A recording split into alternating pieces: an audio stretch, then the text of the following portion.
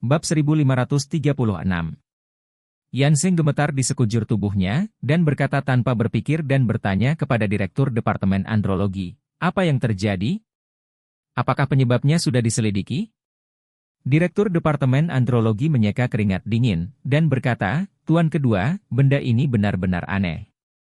Kami telah menggunakan berbagai metode untuk memeriksa, tetapi tidak ada petunjuk. Saya telah berkecimpung di bidang andrologi selama beberapa dekade, dan saya belum pernah melihatnya. Punya kasus seperti itu." Philip sedang melihat kedua anak yang menangis itu, mengerutkan dahi dan bertanya, apakah tidak ada cara untuk menyembuhkannya. Direktur Departemen Andrologi berkata dengan memalukan, "Tuan kedua, apakah bisa disembuhkan adalah tahap kedua dari masalah. Tahap pertama dari masalahnya adalah mencari tahu apa yang terjadi terlebih dahulu, dan kami benar-benar bingung sekarang." Yanseng merasa pusing di otaknya, dan berpikir, "Apa-apaan ini?" Kedua anak itu berusia 20-an, dan yang termuda Wei Guang baru berusia awal 20-an. Bukankah sudah jelas? Keluarga Gu tidak ada yang lebih penting, tapi dua laki-laki ini. Jika tak satu pun dari mereka bisa bekerja, lalu siapa yang akan menggantikan keluarga Gu di masa depan? Aku belum punya cucu. Memikirkan hal ini, Yanseng buru-buru menatap putranya Wei Liang, dan berseru, "Wei Liang, beritahu ayahmu, apa yang terjadi? Bagaimana perasaanmu?"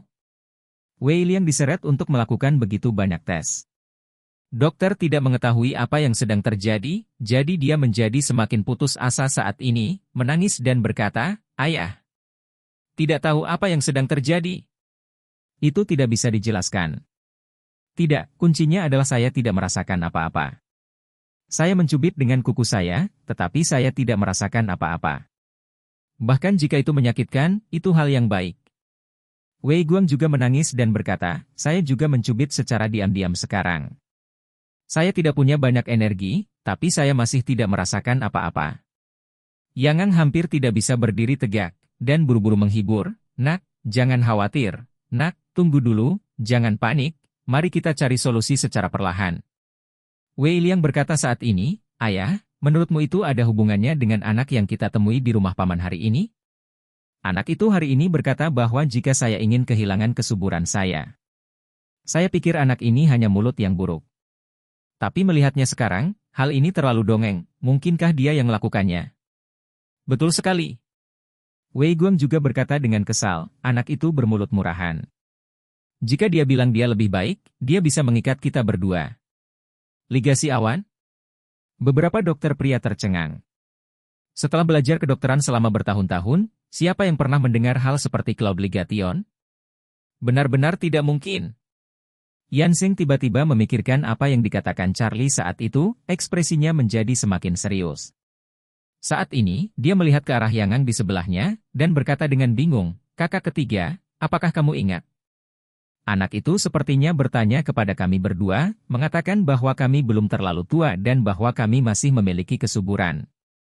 Ingat. Yang Ang mengangguk lagi dan lagi, "Anak itu terlalu buruk untuk berbicara, aku masih memarahinya di hatiku."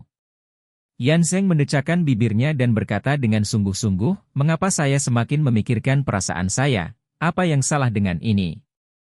Karena itu, dia mengerutkan kening untuk sementara waktu dan terdiam beberapa saat, lalu tiba-tiba mengulurkan tangan dan meraih tangan ke selangkangannya. Setelah menangkap yang satu ini, dia tampak ngeri dan berteriak dengan panik, "Cepat! Dokter, saya tidak bisa merasakannya lagi. Periksa untuk saya secepat mungkin."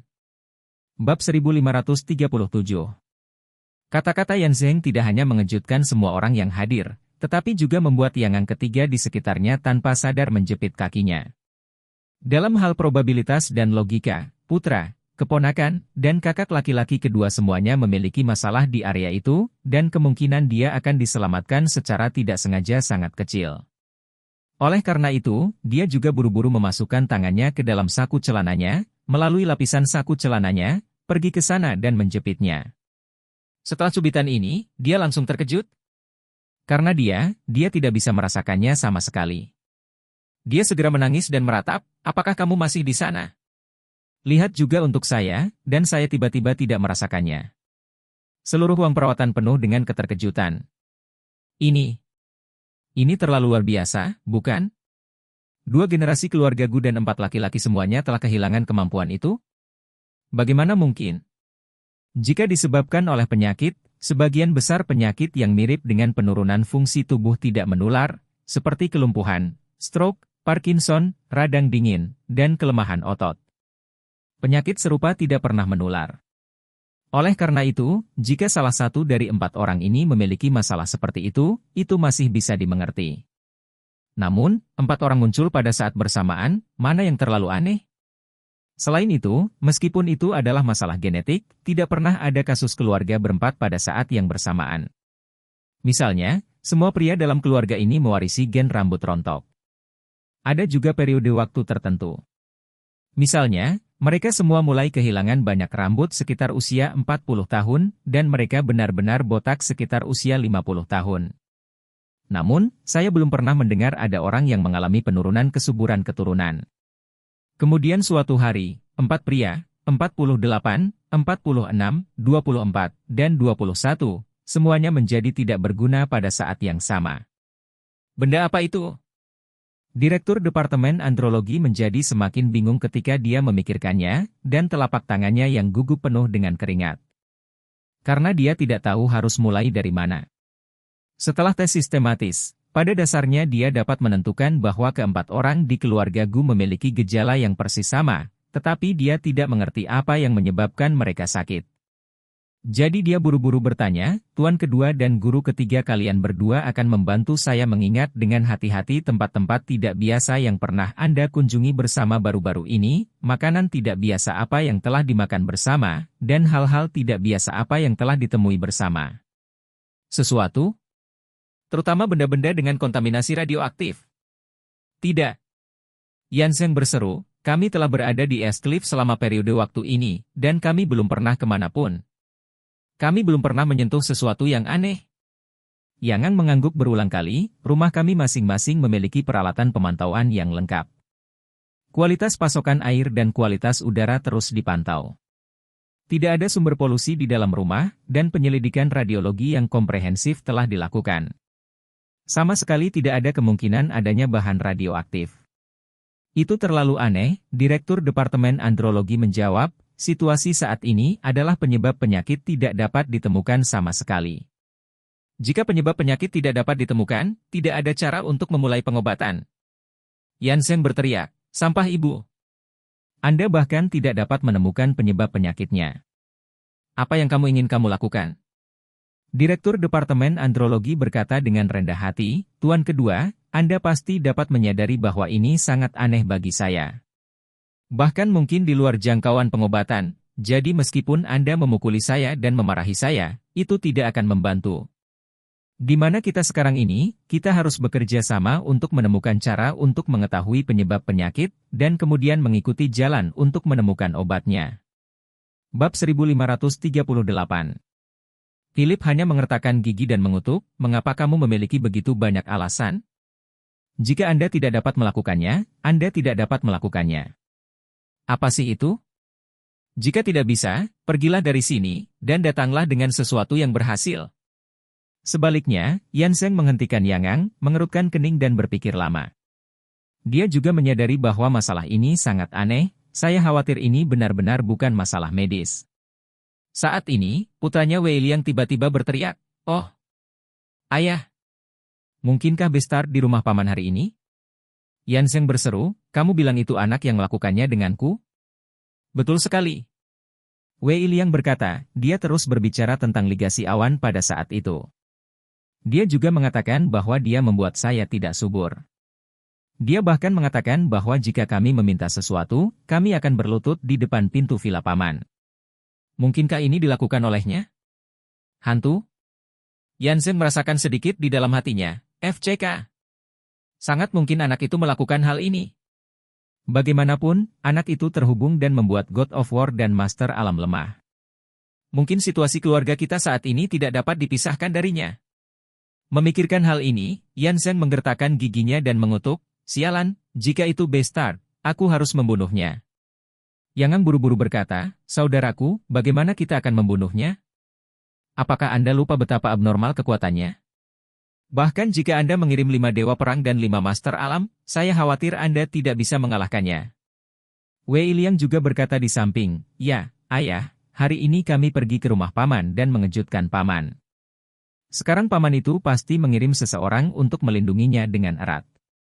Dengan anak itu di rumah itu, kami khawatir kami tidak akan bisa mendapatkan sesuatu yang murah." Ketika Yan Zheng mendengar ini, dia tiba-tiba menjadi dekaden lagi. Ini sangat tidak nyaman. Mengetahui bahwa itu adalah hantu anak itu, tetapi dia tidak bisa memprovokasi dia. Bagaimana cara mengacaukannya?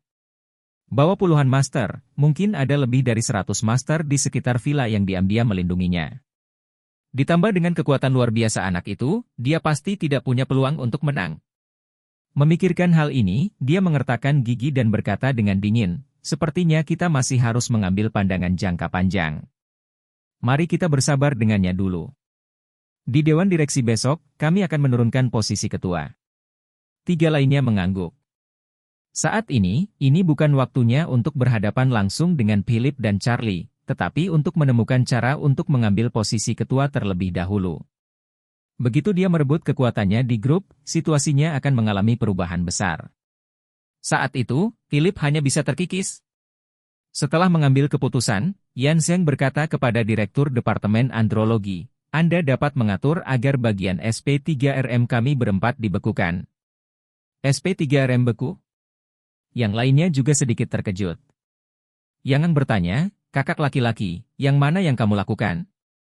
Yan Zheng berkata dengan wajah dingin, "Saya khawatir jika kita benar-benar tidak dapat pulih, darah kedua keluarga dan darah seluruh keluarga Gu akan terputus. Pertama, bekukan SP3RM.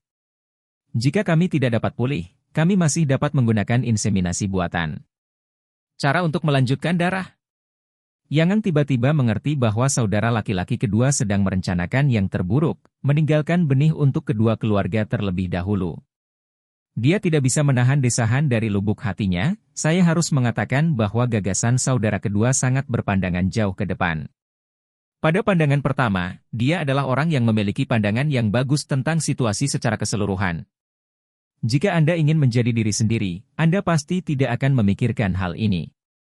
Ketika saatnya tiba, situasi terburuk akan datang. Bukankah keluarga Gu itu memotong anak-anak mereka?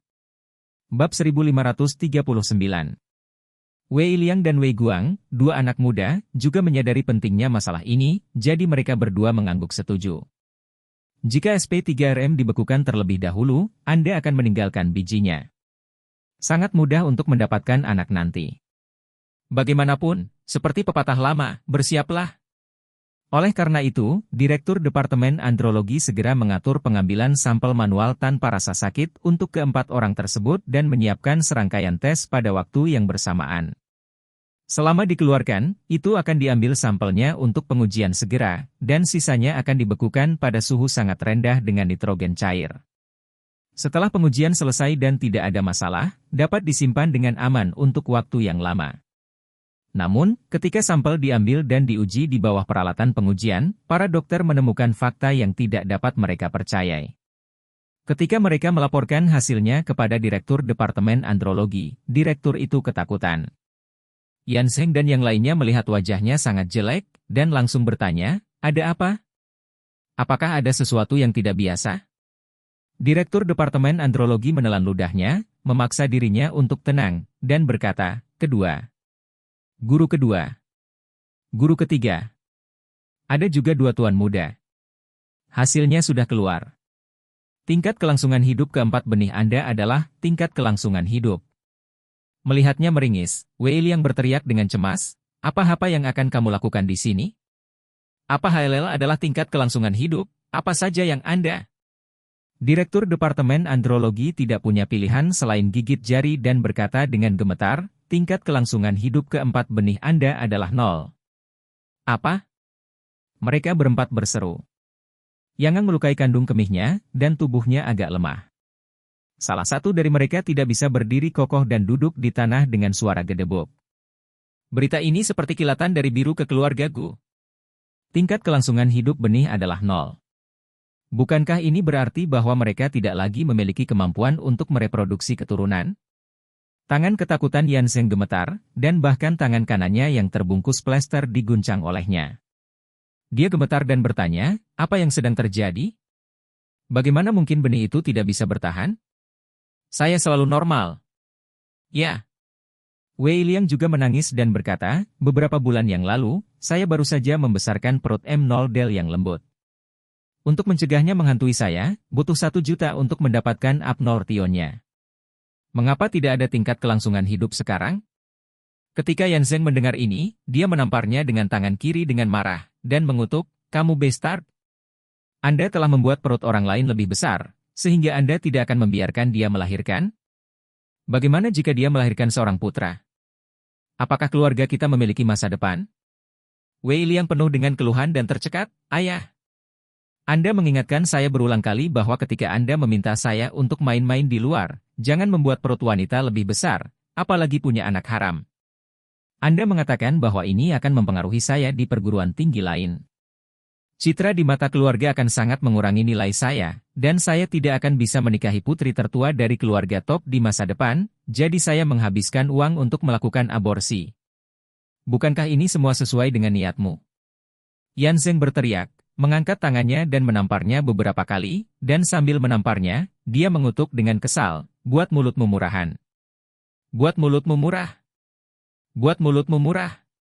Faktanya, dia tahu betul bahwa apa yang dikatakan putranya Wei Liang adalah kebenaran. Di antara keluarga kaya di Tiongkok, pernikahan didasarkan pada pasangan yang baik. Pasangan yang baik ini tidak hanya bergantung pada kekuatan keluarga, tetapi juga pada kualitas pria dan wanita. Jika itu juga keluarga kelas 100 miliar, laki-laki terlihat menyedihkan, dan perempuan memiliki penampilan yang halus, maka tidak ada keraguan bahwa wanita tertua dari keluarga kelas 100 miliar ini tidak dapat dianggap sebagai tuan muda ini. Keluarga kelas 100 miliar. Jika itu adalah keluarga kelas 100 miliar yang sama, pria seperti bakat, dan wanita berantakan, para tetua dan tuan muda tidak akan berkompromi. Selain penampilan, jika salah satunya lebih rendah, itu juga akan sangat mengurangi nilai mereka sendiri. Bab 1540. Di antara mereka, hal yang paling merugikan bagi pria adalah memiliki anak haram di luar. Pernikahan keluarga besar, terlepas dari apakah mereka laki-laki atau perempuan, dimanjakan oleh orang tua mereka. Wanita tertua manakah yang bersedia menikah dengan pria yang memiliki anak haram dan menjadi ibu tiri? Mustahil.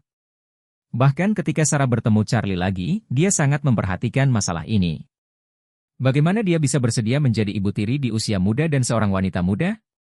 Yan Zheng juga ingin putranya mempertahankan daya saingnya sendiri, jadi dia berulang kali memperingatkannya bahwa bermain di luar tidak apa-apa, tetapi dia tidak boleh punya anak. Saat itu, dia tidak pernah menyangka bahwa anaknya akan kehilangan kesuburan suatu saat nanti. Sekarang lebih baik, tingkat kelangsungan hidup benih adalah 0, dan seorang anak haram telah terbunuh. Bukankah di masa depan hal itu akan memangkas anak cucu? Wei Liang juga sangat marah. Itu tidak berguna dengan sendirinya, dan benih tidak memiliki tingkat kelangsungan hidup. Tidak hanya dia tidak akan memiliki kesempatan untuk mendekati kecantikan di masa depan, tetapi juga tidak memiliki kesempatan untuk menjadi seorang ayah. Bukankah ini hanya menjadi seorang Kasim? Memikirkan hal ini, dia memandang Yan Zheng dengan gentar, dan berkata, ayah. Ini pasti bastard di rumah paman. Dia telah melakukan sesuatu pada kita, atau mari kita mohon padanya. Tidak ada yang bisa dikatakan. Saya masih muda, saya tidak ingin menjadi Kasim yang masih hidup di masa depan. Wei Guang di samping juga ketakutan sampai mati, menangis dan berkata, paman kedua, ayah, aku juga tidak ingin menjadi Kasim yang hidup. Yan Zheng berkata dengan wajah hitam, sekarang pergi dan mohon padanya, apa yang akan dilakukan Dewan Direksi besok? Ketika saya berada di rumah paman Anda hari ini, saya sudah melepaskan percakapan.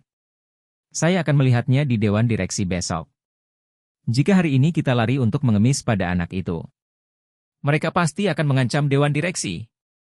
Selain itu, mungkin pamanmu akan menggunakan ini untuk memaksa aku dan paman ketigamu menjual semua hak suara. Kalau begitu, kami tidak akan pernah bisa mengalahkan pamanmu. Di grup GU, saham dan hak suara sesuai.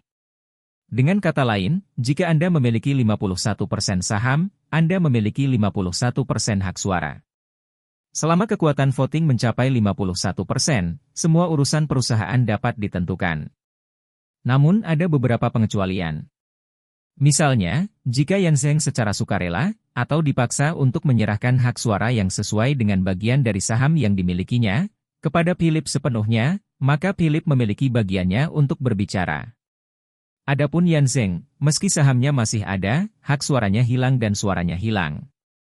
Ini juga yang menjadi alasan mendasar mengapa alias Jack Ma memiliki rasio kepemilikan saham yang sangat rendah, tetapi memiliki hak berbicara yang tinggi. Pemegang saham lain mempercayainya, atau tidak bisa mengalahkannya, dan mengalihkan semua hak suara kepadanya, maka dia secara alami akan dapat mengatakan dan melakukan sesuatu. Inilah yang dikhawatirkan Yan Zheng saat ini. Dia sangat tertekan saat ini, dan tidak bisa membantu tetapi diam-diam berkata, itu semua menyalahkan saya karena kejam. Saya pertama kali menyebutkan dewan direksi dan memberi sedikit prestise kepada saudara laki-laki tertua saya. Jika saya pergi ke kakak tertua saya sekarang, saya pasti akan dilawan oleh ini.